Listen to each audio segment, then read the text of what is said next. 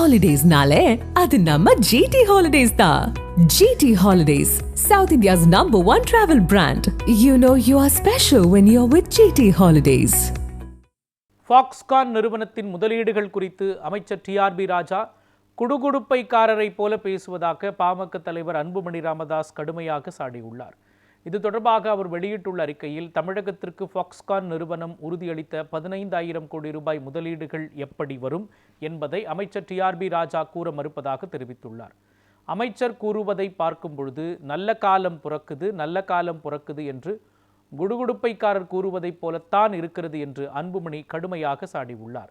அமைச்சர் டிஆர்பி ராஜா ஜோதிடம் கூறுவதைப் போல பேசிக் கொண்டிருக்க கூடாது என்று தெரிவித்துள்ள அன்புமணி, புதிய முதலீடுகள் குறித்து எந்த உறுதியும் அளிக்கவில்லை என்று ஃபாக்ஸ்கான் நிறுவனம் கூறியிருப்பதை சுட்டிக்காட்டியுள்ளார்.